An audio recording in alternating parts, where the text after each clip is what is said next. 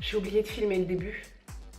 Depuis quelques temps, en fait, je filme essentiellement avec mon smartphone. Je publie sur Snapchat et Instagram Stories. Mais je me suis dit que pour les personnes qui ne me suivent pas sur Snapchat ni sur Instagram, il était important que je vous montre sur ma chaîne YouTube que je continue de faire du sport.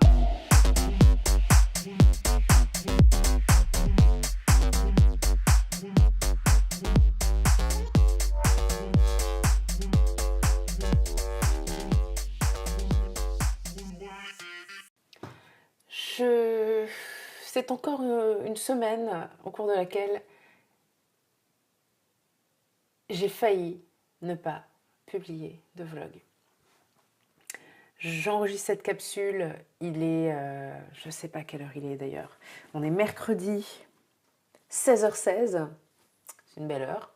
J'ai pas commencé le montage du vlog et c'est seulement maintenant que j'enregistre cette capsule. C'est pour vous dire à quel point le vlog a failli ne pas sortir cette semaine. Vraiment pas. Je pense que... Donc j'étais à Paris fin de semaine dernière pour intervenir dans un séminaire et j'étais super heureuse, c'était vraiment chouette, super intéressant, plein de nanas géniales. Salut les filles. Redis ça, c'est de moi que tu parlais, hein, j'espère. Oui, mais je parlais de toi. Ah oui. Le vlog de Johan, il déchire. Eh ben voilà, écoute, c'est tout ce dont j'avais besoin pour mon vlog. Tu voulais dire un truc gentil encore? Écoute, merci pour ta belle énergie, c'est toujours un plaisir de te voir en live. Merci. Et le truc, c'est que je suis rentrée de nouveau très fatiguée. Et je suis toujours dans une énergie un petit peu un entre-deux. Il y a des choses voilà, qui sont en train, toutes ces choses qui se trament, toutes ces choses qui se préparent, toutes ces transformations vraiment profondes qui sont en train de s'opérer en moi. Je sens que ça mobilise pas mal de mon énergie. Et c'est sans doute pour ça que j'ai un petit peu du mal avec le vlog maintenant. Ce que je voulais partager aujourd'hui avec vous, c'est lié à un article et des posts que j'ai publiés sur Instagram. Je parlais de magie et du fait que j'avais cette capacité à mettre de la magie dans tout et que je mettais de la magie dans mon quotidien, dans les tâches les plus pénibles, dans mes programmes évidemment, dans le cercle, dans mes accompagnements en individuel. Et je me suis rendu compte, suite à quelques commentaires, que j'avais pas été suffisamment claire sur ce que j'entendais vraiment par magie et sur comment, en fait, comment j'infuse de la magie dans mon quotidien et dans mes accompagnements. On m'a parlé de capacité à s'émerveiller, de retrouver son âme d'enfant, de s'émerveiller de tout ce qui est autour de nous, etc. Et c'est pas de ça dont je parle. Oui, j'ai cette capacité, mais c'est pas de ça dont je parle du tout.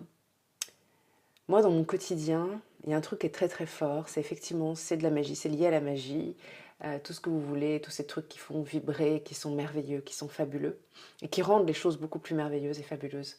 Mais c'est pas de l'émerveillement face au quotidien, c'est plus que ça. Quand je dis que je mets de la magie, c'est qu'en fait, je mets du sacré dans tout ce que je fais. Au fil des années, au fil du temps, et beaucoup plus encore récemment, je me suis mise à voir le sacré dans chaque action. Je me suis mise à comprendre que tout ce que je fais, tout ce que je suis, tout ce que je dis, et compris faire le ménage ou la vaisselle ou ce genre de choses vraiment chiantes, qui sont vraiment pas amusantes et qui a priori sont pas sacrées, ça fait partie de ma mission de vie, de ma mission sacrée. Ça fait partie de mon engagement envers ma mission sacrée. Ça fait partie de mon engagement envers mes clientes qui sont sacrées elles aussi. Je suis en permanence au contact du sacré.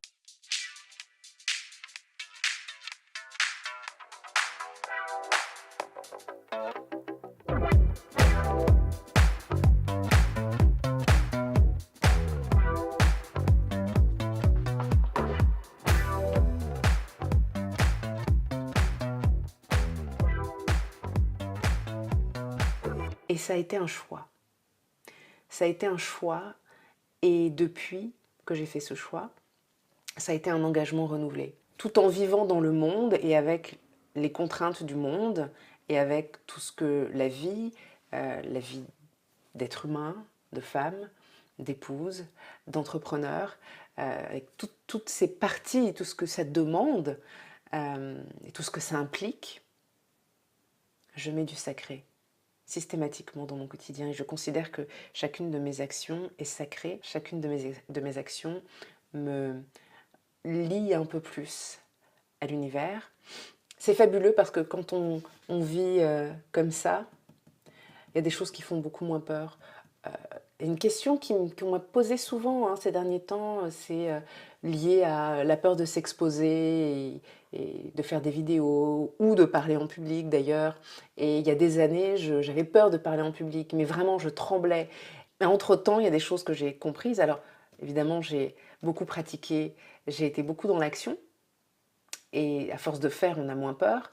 Mais aussi, j'ai pris conscience que c'est pas à propos de moi tout ce qui se passe et tout ce que je dis. C'est jamais à propos de moi. C'est juste à propos du message que j'ai à transmettre. Et c'est pas mon message rien qu'à moi. C'est un message qui est tout aussi sacré que n'importe quel autre message sacré. Et c'est juste que je fais partie des personnes qui ont pour mission de transmettre ce message et d'accompagner les gens sur un cheminement de développement personnel. Voilà. C'était ça dont je voulais parler quand je parlais de magie. C'est ça, finalement, un peu ma vie, c'est ça, mon business aussi. Tout est sacré. Et si vous prenez la peine de bien regarder, vous verrez que dans votre vie aussi, tout est sacré. Et ça n'a pas grand-chose à voir nécessairement avec la religion, si vous n'en avez pas. C'est pas un souci, ça n'empêche que tout est sacré. Votre message est important. Ça vous dépasse. Tout est sacré.